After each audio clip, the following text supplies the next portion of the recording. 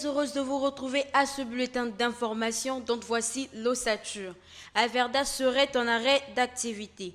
En effet, les agents de cette société observeraient un arrêt de travail pour cause d'insolvabilité de sa dette par l'État qui se chiffrerait à 200 millions de francs CFA et du non-respect de ses engagements envers ses partenaires. Les pouvoirs publics devraient réfléchir à comment remédier à cette insalubrité qui jonche les grandes artères de la ville de Brazzaville au lieu de faire preuve de mutisme.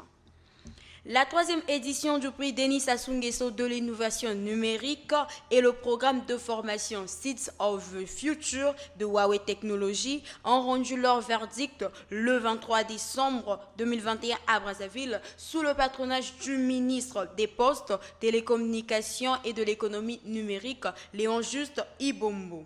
Pascal Claude Lundu Nyongo est le lauréat qui a remporté le premier prix avec le projet Mbotama et Lamu qui consiste en la géolocalisation de la femme enceinte afin de prévenir les grossesses précoces. Terence Joseph Aono Essono et Ferrol Espoir Onzima Mwaboré ont respectivement remporté le deuxième et le troisième prix. En société, à l'occasion de la 6e édition de la Journée du mérite citoyen, organisée par le Bureau de l'Association nationale des aveugles et déficients visuels du Congo, en partenariat avec le Centre d'information des Nations Unies, 2 élèves au certificat d'études primaires élémentaires à l'Institut national des aveugles du Congo et Audrichelle Moukani Manomba, étudiante non-voyante en Master 2 à l'Université Marien Ngouabi, ont reçu le 23 décembre des récompenses au titre de l'année 2020-2021.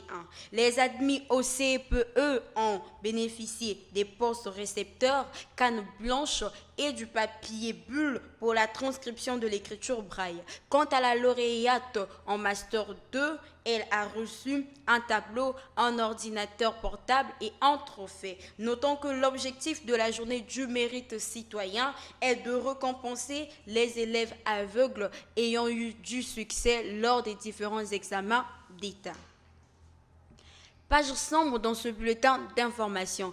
Patrick Nguema Dong, célébrissime animateur de l'ancienne radio Africa numéro 1, est décédé le jeudi 23 décembre à l'âge de 64 ans à la polyclinique Chambrier de Libreville au Gabon des suites d'une longue maladie.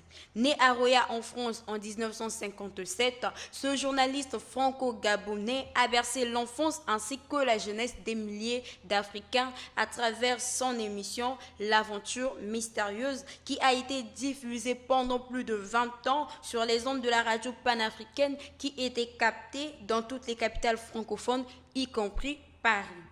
Cette émission reproduisait les histoires où le thème principal était le mystérieux avec les personnages principaux comme le sorcier Fifion Ribana, le général Mangani Mangwa ou le professeur Ebenezer Etanaziev dans la ville imaginaire de Bongos, Homoville.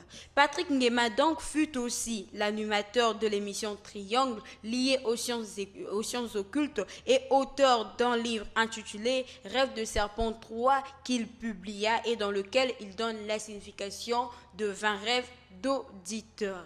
C'est par là que nous mettons un terme à ce bulletin d'information. Merci à vous qui nous avez suivis. Je vous dis à la prochaine pour une nouvelle édition. D'ici peu, portez-vous bien et joyeuses fêtes à tous.